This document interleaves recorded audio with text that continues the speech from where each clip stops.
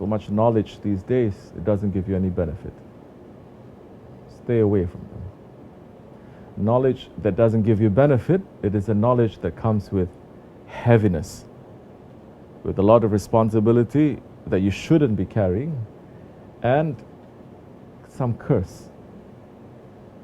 Because there is a special dua that the Holy Prophet ﷺ made. Ya Rabbi, protect me from knowledge that does not benefit me. The Prophet is saying that. So, we are here to learn knowledge, but the knowledge that is going to benefit us, dunya and akhirat, that is going to give us refreshment, that is going to give us strength, that is going to give us hope, that is going to give us faith to continue in this world, this very heavy world, this world that has gravity and is pulling us down, and it will never finish pulling us down until we are 6 feet under. We're asking for His support, inshallah, for something that is going to be necessary for us to continue in this life, for these times especially. So for that reason we're saying A'udhu billahi minash shaitanir rajim. Bismillahir Rahmanir. We are running away. We are seeking refuge in Allah from shaitan, the accursed.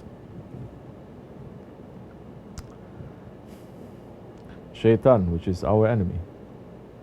Shaitan is not the enemy of the donkey, but it is our open enemy. But how can shaitan even come close to us? How is it that shaitan is able to access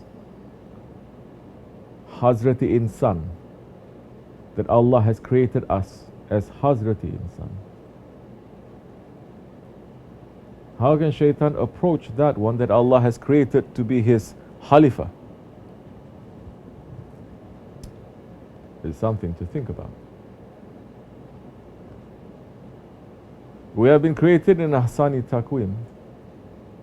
We are sent to this asfala safilin, to this lowest of the low, to this dunya. Hawa is putting one chain, dunya is putting another chain, nafs is putting one more chain to our leg, and shaitan is holding one more chain. We are held captive now. Free ourselves from it. And Allah subhanahu wa ta'ala is saying in Surah Al-Yasin, did I not warn you, O Bani Adam? Did I not tell you not to worship shaitan? Because he is an open enemy. How are we going to worship shaitan? I've never seen, except for some crazy ones here and there, very small. But this one, Allah is warning the whole of humanity, Bani Adam, and specifically warning those ones that He has said, you have qualified to become Bani Adam. Humans is one thing, but Allah saying, وَلَقَدْ كَرَمْنَا Bani Adam, we have honored the children of Adam. Adam, Safiullah, the first one, the pure one. And those ones that are his children has to be in his footsteps. That they have to be clean and pure. So many form is human, but inside it is shaitan. Form is human, but inside it is animals. We know that. So how are we going to reach to this high maqam? Forget about wilayat and this and that. Just a maqam of hazrateri insan. The one that Allah is saying, we have honored the children of Adam. That Allah subhanahu wa ta'ala has not said in the Holy Quran, we have honored the angels or the animals, but we have honored the children of Adam. Because we have been created now for a specific reason. The reason of our creation is completely different from the reason of the creation of the animals or the angels. Because no animal, no angel has been created to know their Lord and to worship their Lord. Only hazrateri insan. And only those ones that now they have qualified to become Bani Adam. Not just human, but those ones who are looking, like our father Adam alayhi salam, to return to his original home, which is paradise. Those children that want to return to the original home, which is paradise, that they're not looking to make this world into a paradise, that they understood how heavy and how tough and how filled with hardship this world is. That this world is not our home. Our home is paradise. Just as Hazrati Adam alayhi salam, his home was in paradise. So now, did I not warn you? Allah subhanahu wa ta'ala is saying, O Bani Adam, not to worship shaitan because he is an open enemy. Who has seen people worshipping shaitan? Like I said, small groups here and there. But do you ever see people having big buildings and hundreds and thousands, millions of people saying we're worshipping shaitan? No, you don't. Some church of Satan here and there, that's all for show anyway. So why Allah is warning us, and especially the Bani Adam, not to worship shaitan? Because he is an open enemy. How the shaitan can come near to Hazrati Insan? And why we're beginning, before we get to Bismillahir, Rahmanir, Rahim, A'udhu billahi minash shaitanir rajim. We seek refuge in Allah from shaitan, the accursed.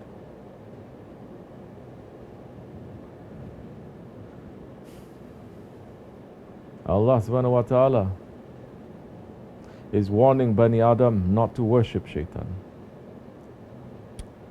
Yet you see today, although no one is worshipping shaitan, making idols of shaitan and having jamis of shaitan, churches of shaitan or synagogues of Satan, but we see so many people, they are walking in the way of shaitan.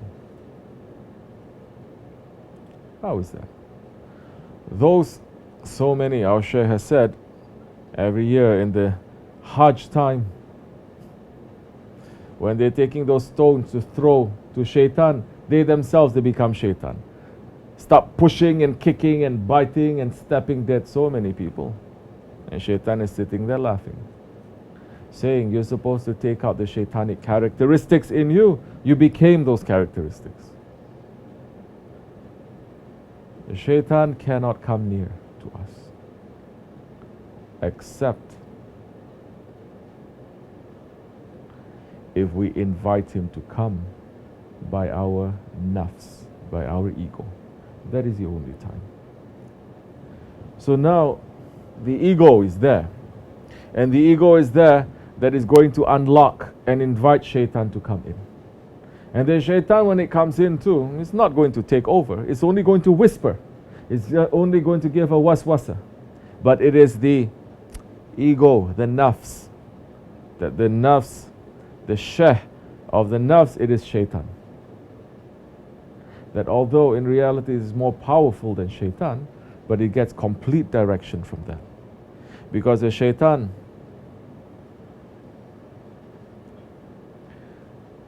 it is an enemy to mankind. The ego, it is an enemy to each other, to mankind and to Allah. But in order to have that kind of open rebellion to Allah subhanahu wa ta'ala, first it has to destroy this humanity that Allah has put into Hazrati Insan. Are we understanding this? Is this clear? So now, don't worship shaitan. Don't follow. Don't take him as a guide. It is not our spirit that takes shaitan as a guide. It is our nafs always that takes shaitan as a guide.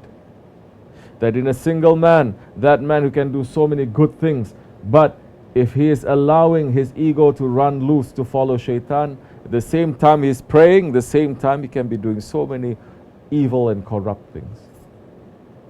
So yes, we must not be heedless. We must always be awake to the tricks and the traps of our ego, because our ego takes its cue from shaitan. Oh, now if we are aware of that, we can begin in the name of Allah, most gracious, most merciful. Then we can say Bismillahir Rahmanir Rahim.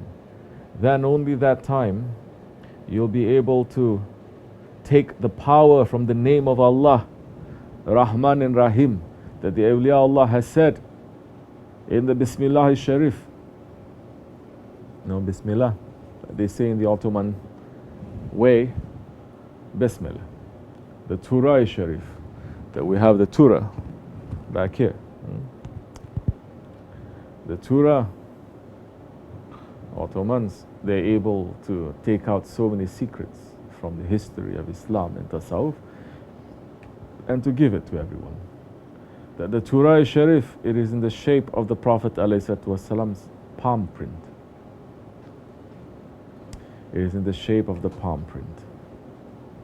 And they took that and they made that into, in the name of Allah, most gracious, most merciful, that awliya Allah has said in the Bismillahir Sharif.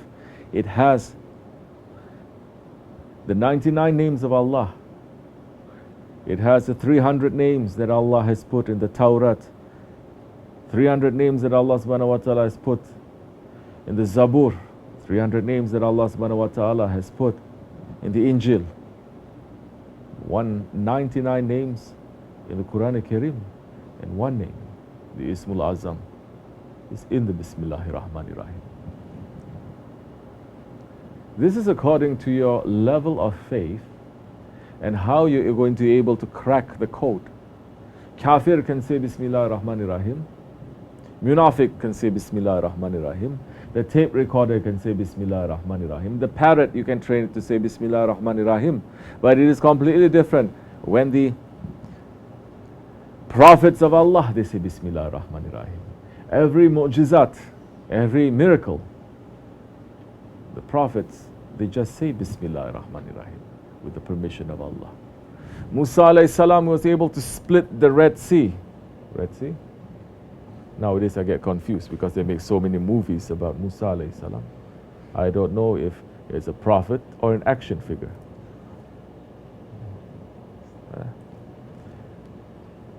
He split the Red Sea with Bismillahir Rahmanir Rahim.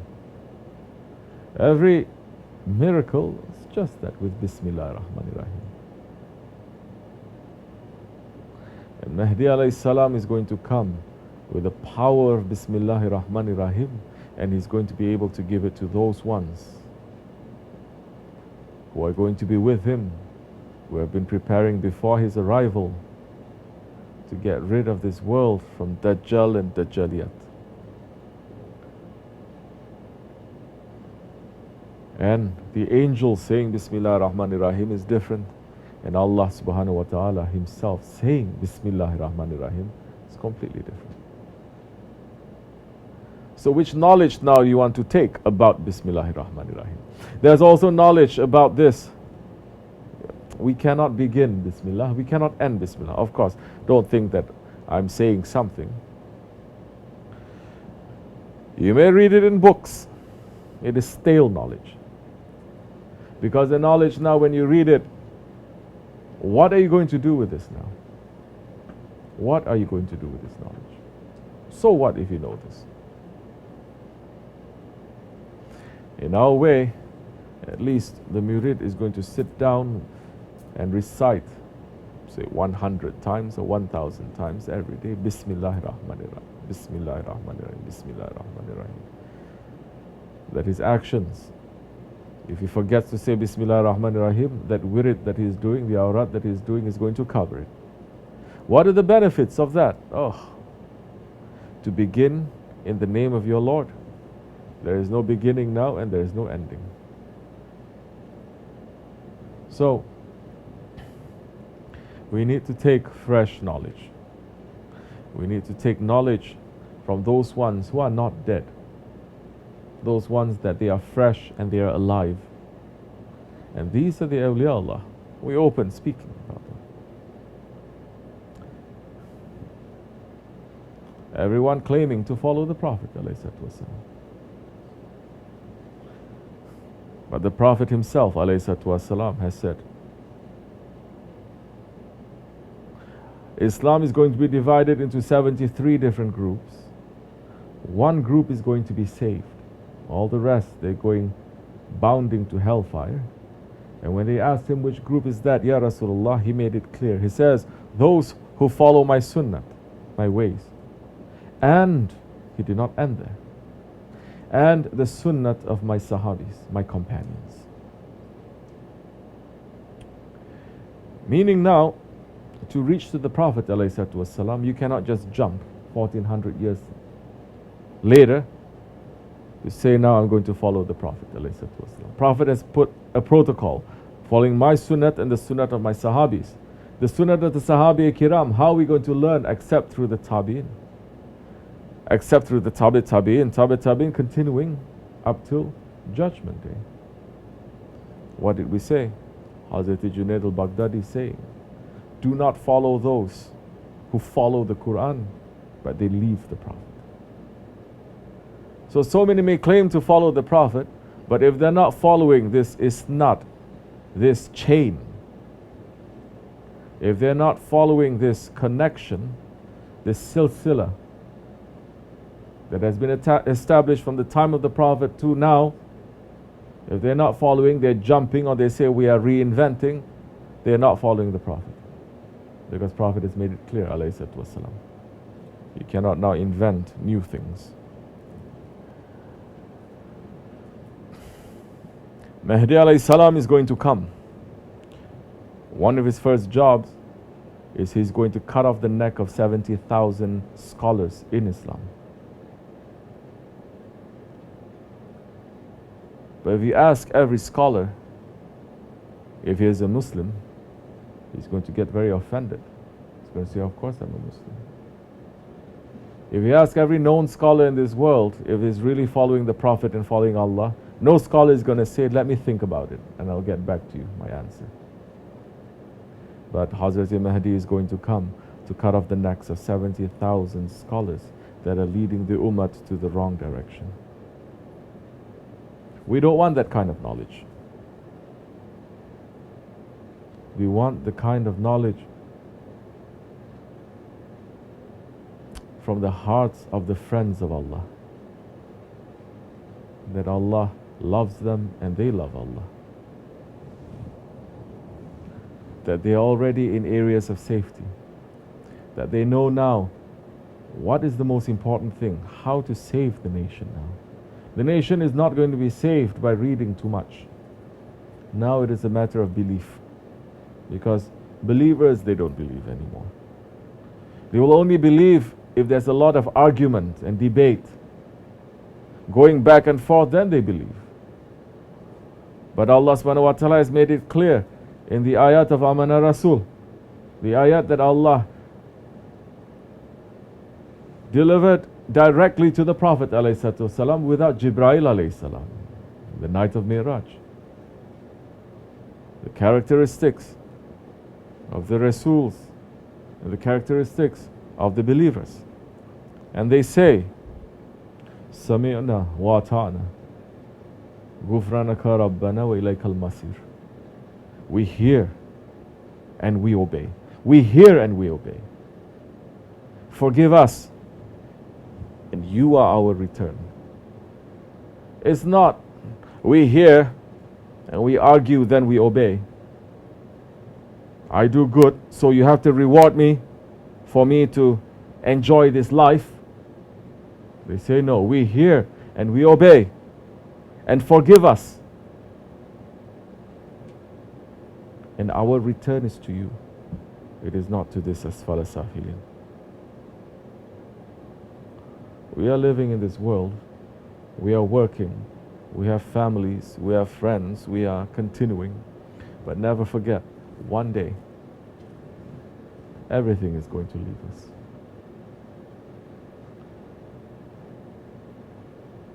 Everything will leave us.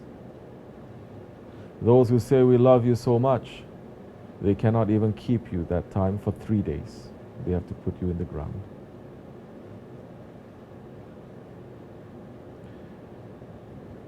Whether you're believing or you're not believing, death is standing there. The intelligent man is going to prepare for that long journey ahead of him.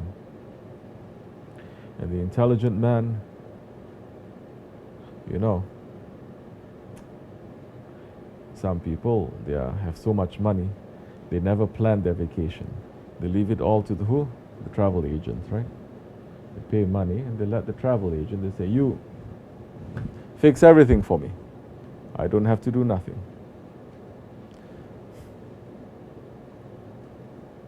The friends of Allah, astaghfirullah, they are not travel agents. But they are saying, come to our way. And we have walked this way before. It will be very easy for you that time to walk on this way. Walk on this way. This is the way of the Prophet. Walk on this way with Bismillahir, Rahmanir, Rahim. That time, you're going to go back to Allah subhanahu wa ta'ala. May our return be good. Amen. May our end be good. Amen. May our beginning be good. Amen. We're asking Allah to forgive us. And we're asking Allah subhanahu wa ta'ala not to make us to be tricked and to be trapped in this dunya and this akhir zaman. To wake us up from heedlessness and for us to understand and to use our intelligence and to hold on tightly to the friends of Allah, to hold on tightly to the Holy Prophet ﷺ, for the sake of Sahibul Saif. Al-Fatiha.